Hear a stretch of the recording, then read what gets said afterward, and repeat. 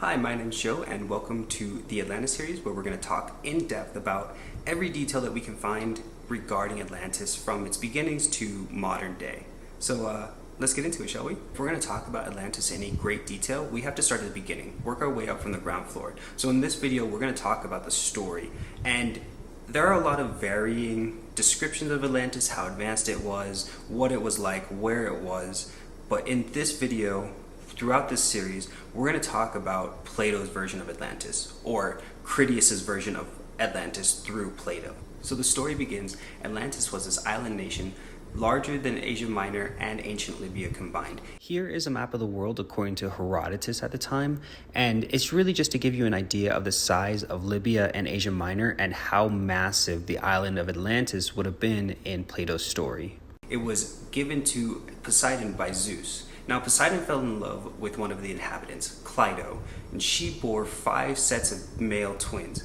The eldest, Atlas, was given rule over the entire island and the surrounding ocean, what we know of today as the Atlantic Ocean. And the other twins were given different parts of the island to govern over under Atlas's rule. Poseidon constructed the island so there'd be rings of land with moats in between, and in the center would be a flat piece of land with a small mountain that he leveled out and built a palace on for his wife and his eldest son to rule from. And this is the general depiction of what we see today in renderings of Atlantis.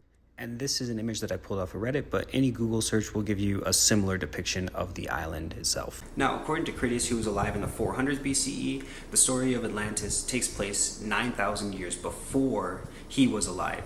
And so around 9500 BCE, Atlantis went to war with everyone within the Pillars of Heracles. And just for reference, what's circled in blue, the Straits of Gibraltar, are what is considered to be the Pillars of Heracles.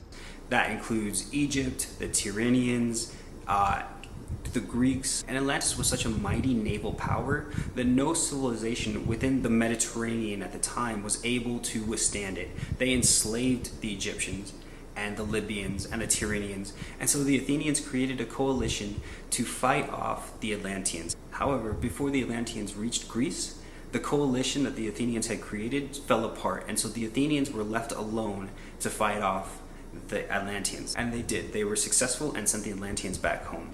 And according to Critias through Plato, what made Atlantis so powerful wasn't just the wealth or their reach, it was because they had a respect for their gods and their morals.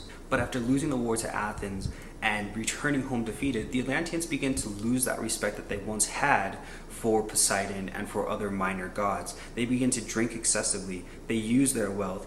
They tried to become more powerful and failed every time. And so the gods came together and Poseidon decided that Atlantis had to go. And so in one day and night, Poseidon sent a series of earthquakes and floods and sank the island and its inhabitants below the sea, leaving only an impassable shoal of mud to remind the people that Atlantis once existed. Today, the legend of Atlantis exists to us in dialogues from the ancient times, popularized again by writers of the European Renaissance, and come to life once more in the dreamlike trances of American clairvoyant Edgar Cayce. So this is a story of Atlantis that we're going to discuss throughout this series. Plato's Timaeus and Critias are the earliest works that we have today that still survive that discuss in detail the story of Atlantis. As always, my sources and more information will be in the comments or description. If you are interested, take a look. If you have any questions, please ask, leave comments, let me know what you think, and stick around for the next part where we're going to talk about the life and themes of Plato.